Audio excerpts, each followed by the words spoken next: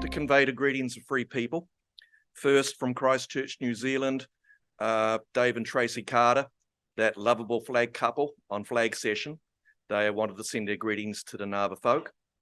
And of course, also from Umar Rashid in Sialkot, Pakistan. He'd been having me click lots of pictures. So hopefully things will work out fine for him. And Tracy and Dave said, as soon as they get the money to come to America, they want to come to a NAVA Congress. So one other thing, this is a personal appeal. This is a personal sort of beef that I have regarding the manufacture of flags and why some tend to be accurate and some tend to be, well, inaccurate might be a bit of a generous type of definition. But any flag manufacturers here, please stress these are my personal observations. I do not wish to be tarred and feathered, even though we're in Philadelphia. So what I'm going to try and do here is talk about the variances in flag manufacturing, sacrificing accuracy for expediency. And what I would like to do is also acknowledge James Ferrigan. He is flag manufacturer and a very good friend of mine. I've known him since 1986. And he worked at Paramount Flags, so he knows all about the nuances. So without his contribution, this paper wouldn't be possible. So thank you very much, James. Anyway, starting on my little tirade.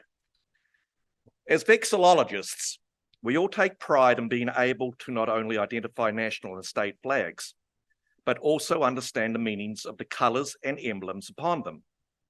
We also take the time to look at the less obvious items, such as the colour shades used and their proportions, you know, the height to width ratio. After all, most countries have their national flags precisely defined in their laws. But to most flag makers, these laws are usually not precisely followed. Now, James, who consulted me with me on this paper, said that there is a distinction between laws, in inverted commas, and manufacturer's specifications.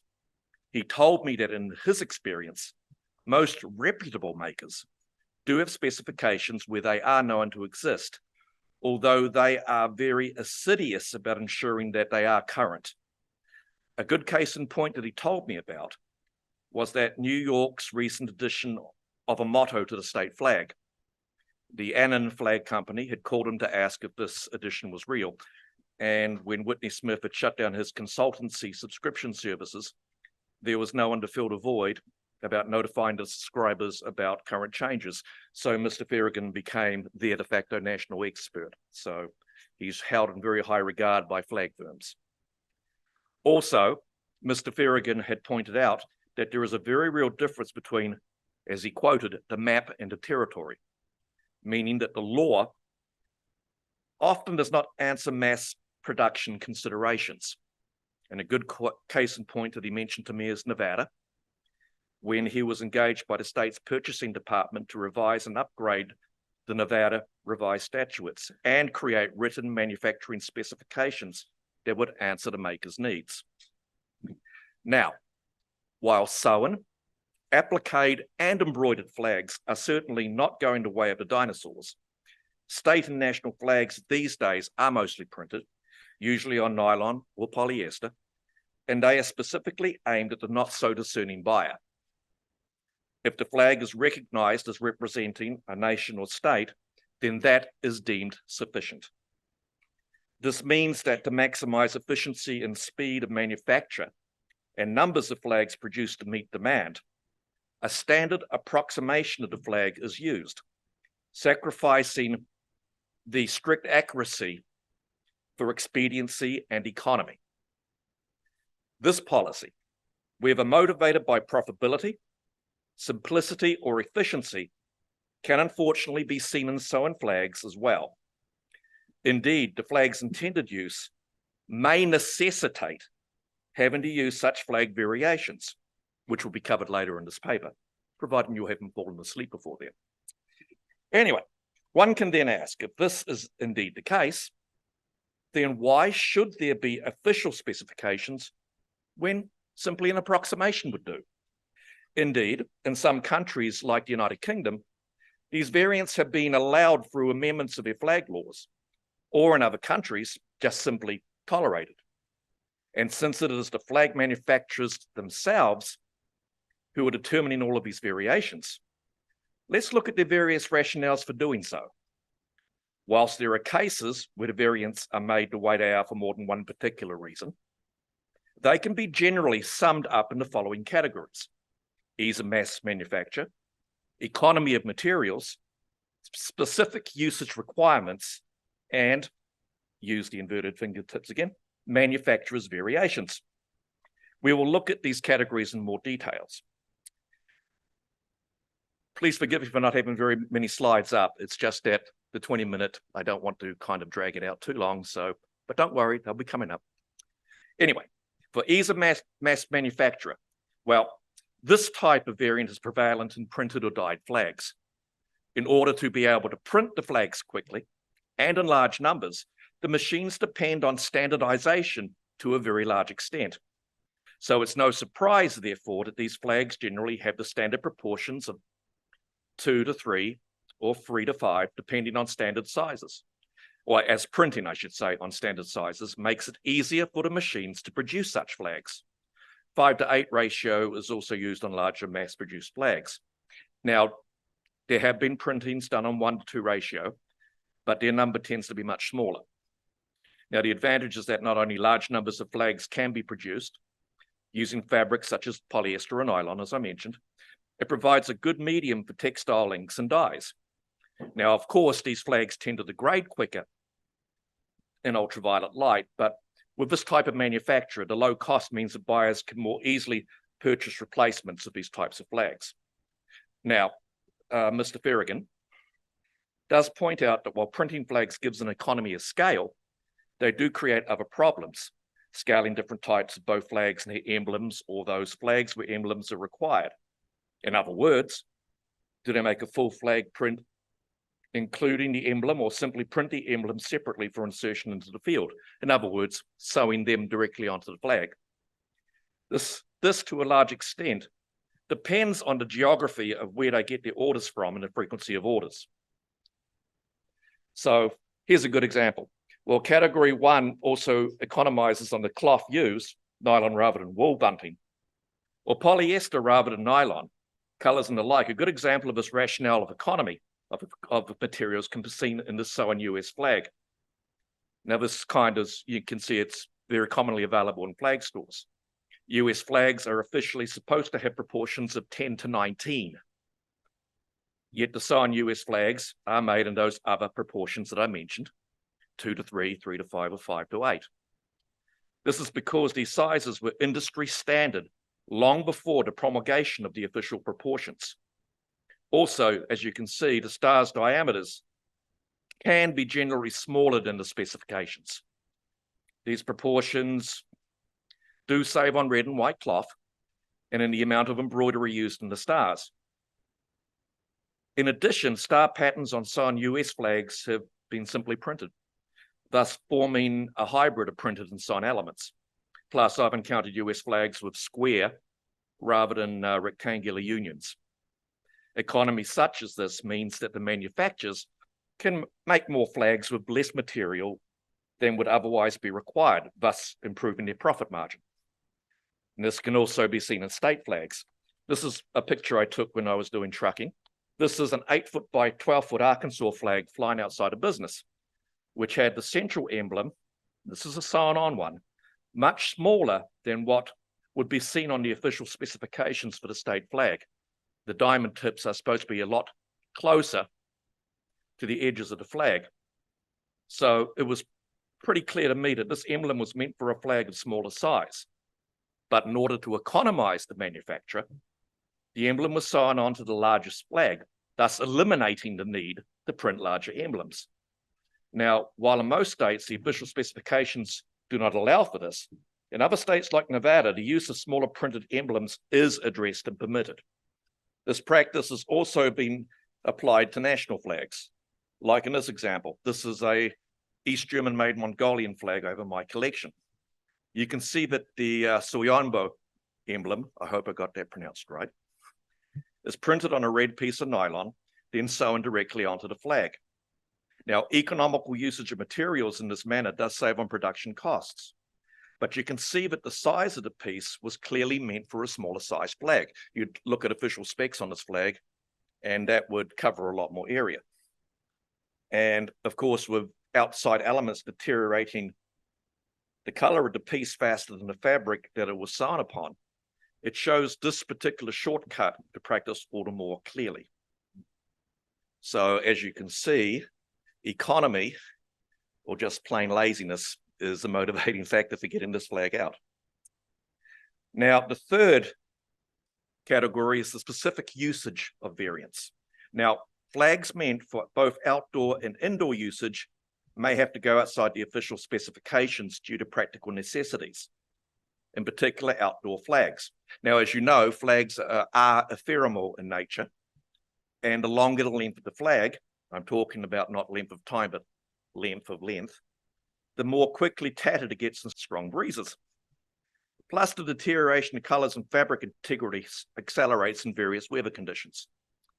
An excellent example of this can be seen in flags flown on ships. Courtesy flags, national flags flown from ships in foreign ports, tend to be shorter in length as a result. And this does prolong the length of the life of the flag somewhat. And as it can be at times not too apparent when flying in a breeze, as long as the nationality of the flag can be discerned, then that is deemed acceptable. That, plus the fact that courtesy flags are flown from the very top of the foremast, means that one really can't look at them too closely. Though you can see, judged on these New Zealand flags, exactly what I mean. When I looked at this, there are a few words that came to mind. I won't mention them here. But you can see that they're more square in shape.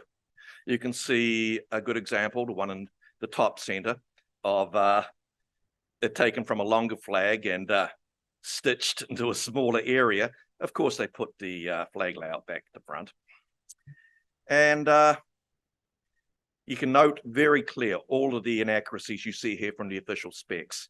The fact that the New Zealand flag is a 1:2 size, but these are a lot smaller. The Union flag, of course, is scrunched in. It's not exactly what I would call accurate, but it can still, nevertheless, be identified as a New Zealand flag. And I'm not going to get into the Australia debate. Please do not ask me any questions on that. Okay, now indoor flags, and I got a good example here, generally have greater restrictions due to the amount of room available for it, the ceiling height and the pole length. Most ceilings in residential buildings in the US have a height of 8 feet, and considering the flagpole base and the finial, a pole length of 7 feet is usually the de facto indoor flagpole length used. This means that to avoid the flag touching the floor, a 3 foot by 5 foot flag would be the logical size used. So flags that have different official lengths to height proportions would, in a lot of cases, be unsuitable. That plus these types of flags generally include embellishments like cords and tassels, plus fringing, which a number of countries either do not have provisions for in their laws or are officially meant for other uses such as military flags. But people like those variations for aesthetic reasons, or for more than one indoor flag in the same location to match up with each other. So as you can see here on this flag of Northern Cyprus, I hope there's no Greeks here, please, this is just an example. This indoor TRNC flag that I own is an example of a flag intending for indoor use, but since the proportions of 2 to 3 meant it would touch the floor, the flag had to be shortened by 6 inches. It's not readily noticeable, but if you took it out and laid it out, you could see that really apparently. As I said, in this case, the red fringing and the red cord and tassels is basically an aesthetic addition to this. The funny things, this is called manufacturer's variance. This is the catch-all phrase given to flags to manufacturers that don't follow the official specifications. It is often used to justify a cop-out excuse to cover up mistakes in manufacturing, or a deliberate variation from the manufacturer to either show off their personal touch, or, like in this example, with the palmetto tree on the state flag of South Carolina, put in your own interpretation onto it. It is surprising that a fair number of buyers prefer flags like this as they look more appealing. Also, here's a good example, for unofficial flags. The Romanian flag, as we know, no longer has their coat of arms, but they're on these flags, and these flags tend to attract more buyers. So here's a very good example of interpretation, and for manufacturers, appealing to people who like those additions. And also, this type of artistic license can be seen in unofficial versions of national flags, such as in this picture, as you can see.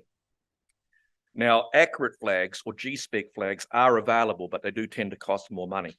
And a good example of G-spec flags can be seen on this flag of Mali. You can see that type of printing up there, the flag National Republic of. This shows that it's G-spec, and these flags will be more often seen at diplomatic functions or flying from their diplomatic compounds. In conclusion, what we can conclude here is that the pocketbook, both manufacturers and their customers, is the driving force behind the making and purchasing of flags. And speaking personally, as a business admin major, while not liking inaccurate flags, economic necessity is the linchpin of a flag maker's business viability. And this is the overriding motivating factor, in my opinion, for their making such flags. It's understandable, especially if the product is deemed to be sufficient for customers to be satisfied with. And it is an unfortunate reality that these factors tend to have far more of an impact on the final product than the laws and specifications laid down by the governmental bodies responsible. Pride in a national estate flag is natural, but compromising on accuracy in making the flags, to me, seems to be doing them a disservice. Now, I'm a vexil perfectionist. I like my flags to be ideal. But as I said, that is more of a personal opinion and an observation. And to all the flag manufacturers who think I'm dissing them, I'm not. So please hold off on the tar and feathers. As I said, I may be a bit perfectionist, but I can't resist doing this. I'm not a crook. Thank you very much. And pretty please make the questions easy for me so I don't squirm too much. I know what you mean. I picked up a flag from Anna, Virginia, and it was a nice flag, but it did have a little bit of artistic license, namely the cup size of a certain piece of anatomy. So I'm not going to go too much into that, ladies. But as I see, sometimes, Amazon can have some pretty good products and sometimes not. It depends where you look. I found a lot of my best stuff on eBay, or as I said, the guy in Pakistan whom I deal with. I mean, to me, that's a pretty good option because even though it's out of the country, he's quick and he takes pride in his accuracy. It's always an option there. Well, yeah, the question was about manufacturers overseas versus domestic. There are laws in the military or whatever that they don't buy US flags not made in this country. But as I said, sometimes, a lot of times people will outsource to other countries to get their flags in because there's more volume and depending on the value of the dollar, it's a lot cheaper option. As I said, I was very lucky to find that man in Pakistan who made custom flags, and compared to the US equivalents was a lot cheaper. As I said, it varies down to what you want as a flag manufacturer selling flags on bulk, or you want to get the few in that are really, really accurate. I prefer the latter, of course, but that's just me. I go to Flags of the World website and also Wikipedia, and the people there generally put them in very accurate. Like that vice presidential flag I have downstairs, that flag is done to full specs. Now, of course, with the ladies who are present here who actually make them by hand, they think it's slightly sacrilegious because that was a machine applique. But otherwise, I'm pretty proud of it. So long as they've got the accuracies, they will go good for you. And their prices also include shipping, which surprised the heck out of me. Oh, absolutely. And a lot of that can be influenced by the fabric. When I ordered from Mr. Flag in Britain, one of Oscar Pernfeldt's Earth flags, I noticed when it came back, the blue background was more like lavender. And I asked them about it, and it turned out that, the inks and dyes used can react to certain fabrics in a different way. And that's been a little bit annoying because you don't have to wait. In one respect, you don't have to wait for the weather to do it for you. The chemical reaction does it. Well, a lot of it can be put down to, as I said, artistic interpretation or manufacturer's variance. As I said, that South Carolina flag basically looks more like a banana tree that went off a diet. But as I said, sometimes the aesthetics on flags or what it looks like, can be appealing to the buyer's eye. They may not care, okay, it just represents it, but they think, that's a very nice variant. And sometimes it's a little annoying that it does tend to run counter to some of the official specs, but the bottom line, of course, is making a profit, and it's what the buyer wants that matters.